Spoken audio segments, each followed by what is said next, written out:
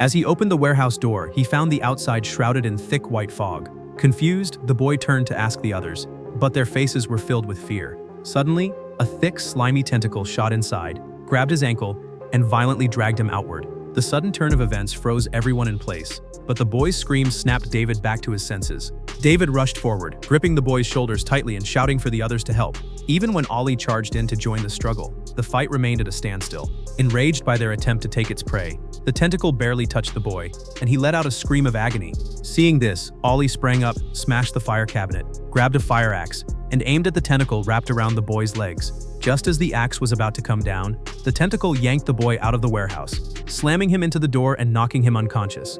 Driven by sheer survival instinct, the boy regained consciousness and grabbed the door firmly, as David rushed in again to hold onto his shoulders. The monster grew even more aggressive, lashing out with another tentacle toward David and forcing him to let go in fear. Despite his desperate struggle to hold onto the shutter, the boy was mercilessly dragged into the fog. To stop the creature from attacking again, Ollie rushed to the generator and shut the warehouse door. Sensing something wrong, the tentacle recoiled wildly, and David swung the axe down angrily. Amid the creature's piercing shriek, David managed to sever half of its tentacle. It wasn't until the shutter finally slammed shut that everyone collapsed to the floor, breathing a brief sigh of relief. No one knew why the eerie fog had suddenly enveloped the town, or how many monsters lurked within it. This nightmare began just one day earlier, when a sudden storm destroyed David's home.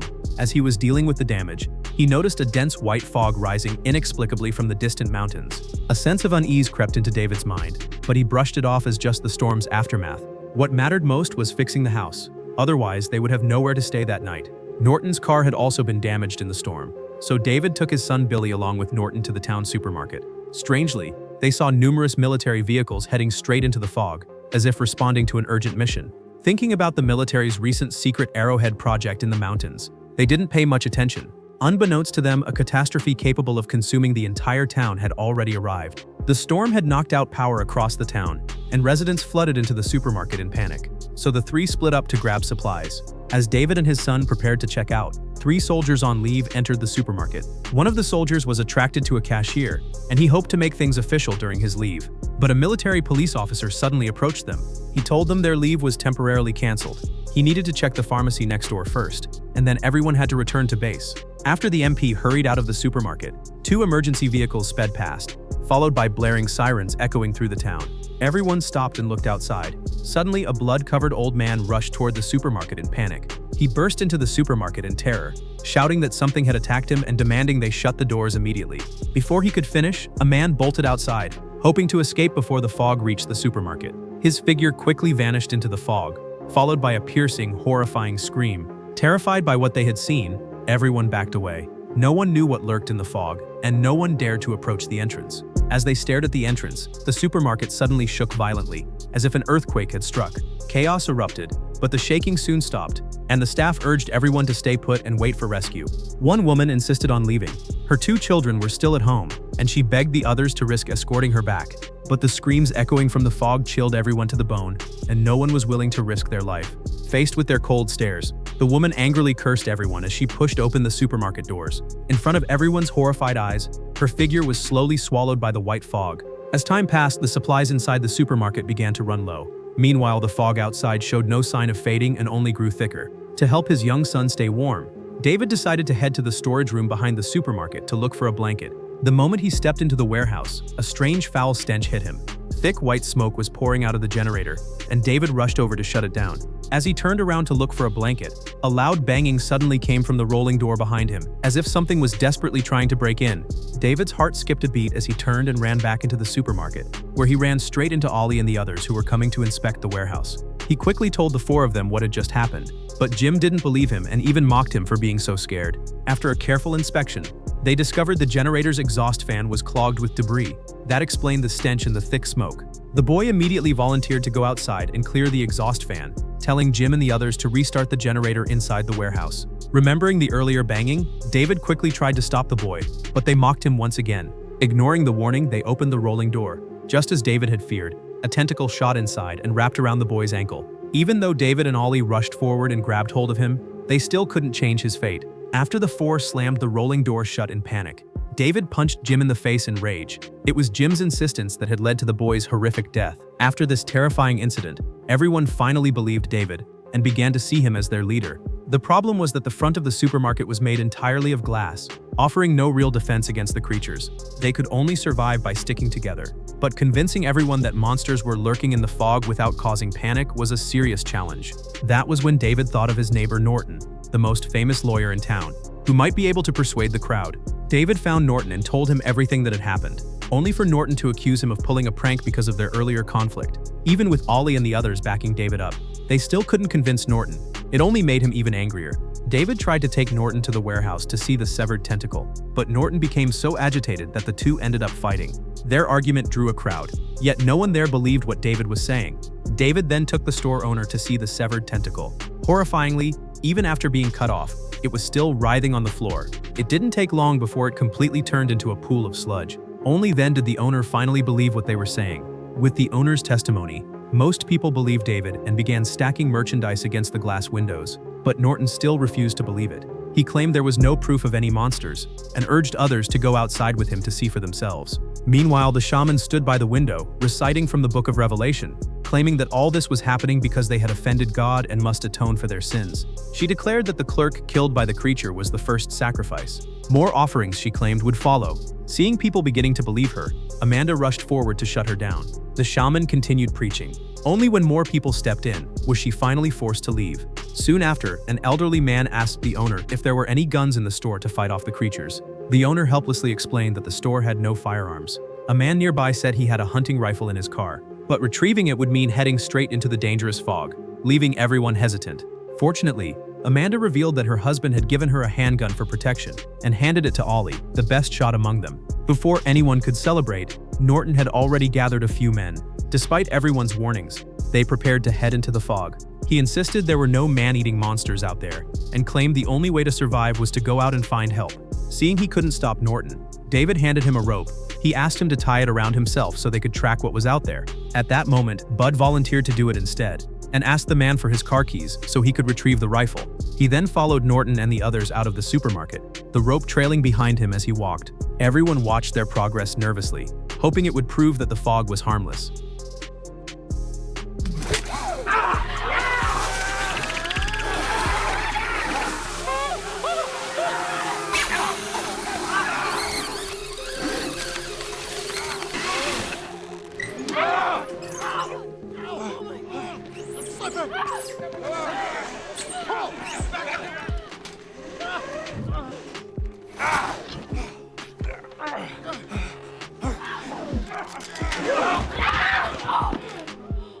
When the rope finally went slack, David hurriedly pulled it back. To his horror, the front half was soaked in blood.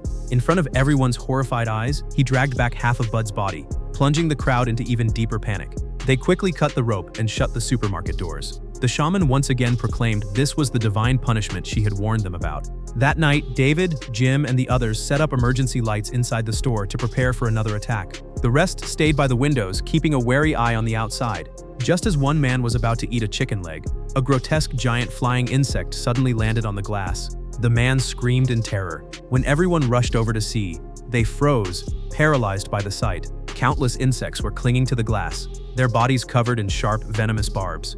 David and Amanda grabbed flashlights to get a better look, not realizing the light was attracting even more insects. Moments later, a vulture-like creature crashed against the window, feeding on the insects. Everyone stumbled backward in terror, trying to get away. As the creature continued to strike the glass, cracks began to spread.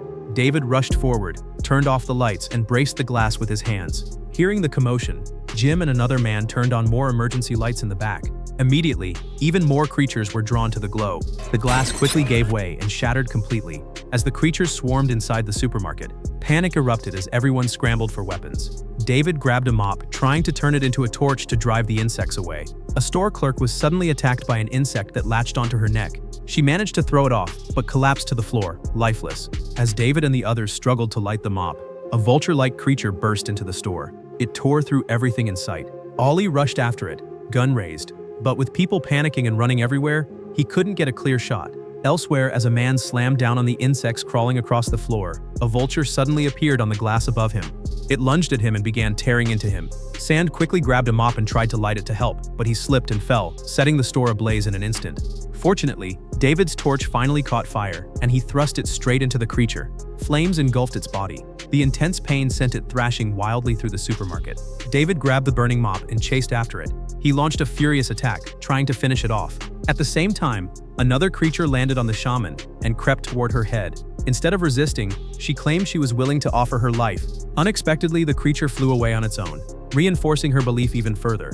Elsewhere, the vulture landed on a table. Ollie raised his gun and fired, hitting it, but the creature didn't die. Instead, it was drawn toward the sound of Billy calling for David. Billy, please!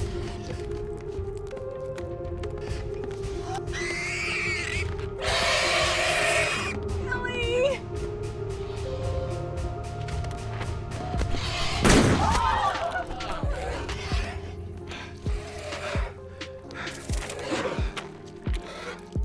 Thankfully, David grabbed Billy and pulled him away, allowing Ollie to finally put the creature down. After the creatures were dealt with, everyone worked together to patch the shattered windows. Seeing the creature spare the shaman made some people start believing her. Unnoticed by anyone, a mysterious force outside dragged Bud's body away. David and the others placed the badly burned sand in an empty room. With no medicine and no doctor, he was in constant, intense pain. He kept begging David to end his suffering, but no one could bring themselves to do it. They could only comfort him and say they would find some medicine. They gathered in a corner to discuss going to the pharmacy next door for burn treatment. David insisted that they had to leave the store immediately.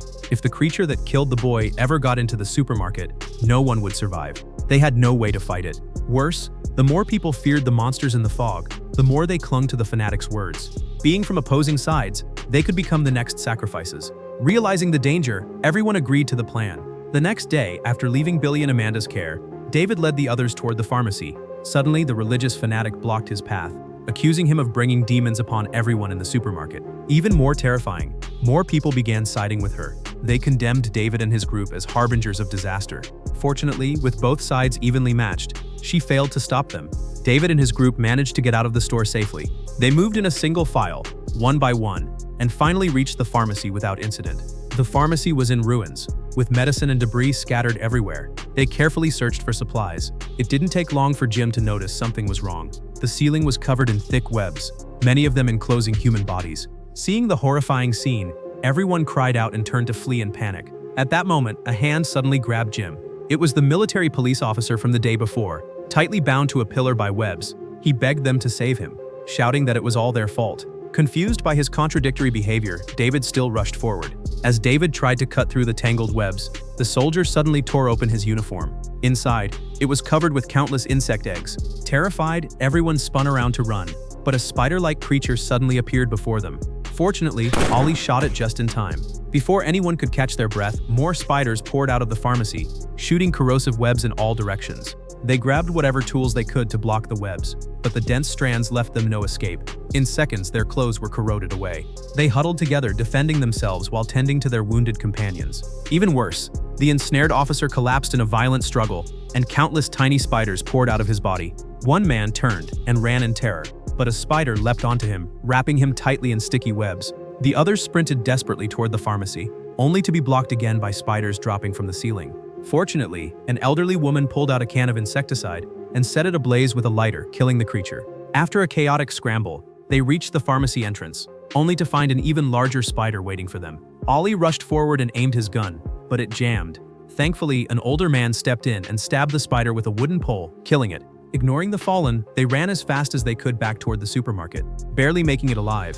Seeing their wounds and the dwindling numbers, more people inside the store began to believe the fanatic. Even Jim, who had barely survived, was consumed by fear and placed his hope in her. Worse, the medicine they had risked their lives to retrieve failed to save the burned sand. As everyone reeled from this string of tragedies, David suddenly remembered the officer's repeated apologies and realized he must know something. While the fanatic's attention was elsewhere, they found the officer in a corner and pressed him for answers about the monsters. Led to the storage room, they found two soldiers who had already ended their own lives in despair. It was only then that David and the others realized the fog might be tied to the military's Arrowhead project. As they tried to get more answers, Jim suddenly burst in, grabbed the soldier, and dragged him before the fanatic. Jim angrily accused them of creating the fog, and under the crowd's piercing stares, the soldier revealed the truth. The scientists believed other dimensions existed and had tried to open a window into one of them. But something went wrong, and the fog, along with the monsters, poured into the town through that opening. It was just a rumor he had heard, and as a low-ranking soldier, he didn't know anymore. But the explanation did nothing to calm the furious crowd, and the fanatic immediately branded the soldier a Judas among them. She claimed his defiance of God had brought forth the monsters, and only by sacrificing him could they find peace. Inflamed by her words, the crowd surged forward, mercilessly beating the soldier. Realizing everything was out of control, David rushed forward to stop it, but it was already too late. Amid the chaos, someone stabbed the soldier repeatedly, and spurred on by the fanatic, they dragged him out of the supermarket.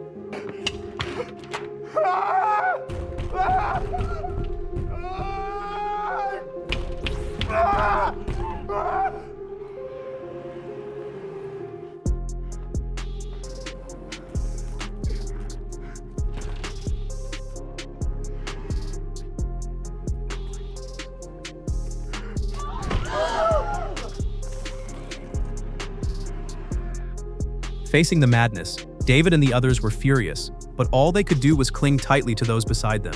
After the soldier was dead, David realized they had become heretics in the supermarket, and the fanatic would never spare them.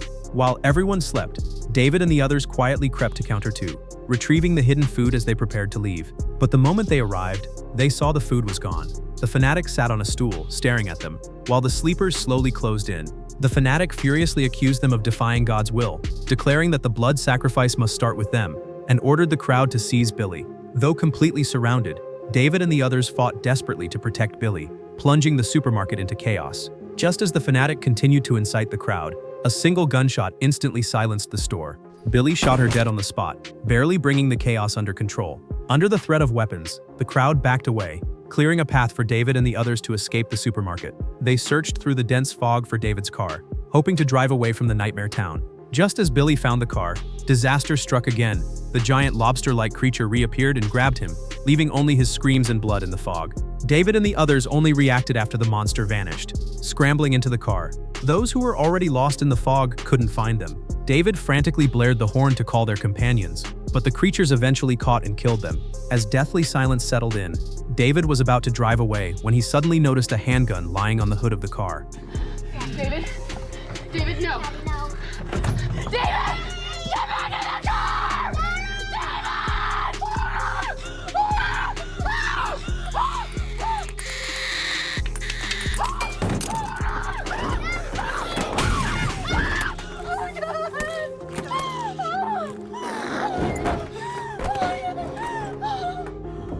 After retrieving the gun, the car's headlights pierced the fog, driving away while those left in the supermarket watched hopefully. When David returned home, the house was covered in webs, and his wife had already perished in the disaster. Though devastated by his wife's death, David forced himself to move on for the sake of those beside him. They drove in one direction endlessly, but never escaped the fog or saw another living soul. Sometime later, the familiar tremors returned, revealing an even more hopeless sight. A colossal creature slowly walked past them, with birds beside it looking like tiny insects. The terrifying quake was caused merely by its footsteps, sending David and the others into utter despair. Only after the creature left did David slowly start the car. But everyone inside was numb, left with nothing but despair. As the fuel ran out, the world around them was still a sea of white, with no escape in sight. Helpless despair consumed them all. Outside the fog, only monsters awaited them. In the silence, Jack pulled out the gun, his heart full of despair, while the others resigned themselves to reality. After counting the bullets, David looked even more hopeless. There were 5 of them, but only 4 bullets. One would inevitably face a brutal and hopeless end. Meeting their tear-filled eyes, David made a desperate and heartbreaking decision.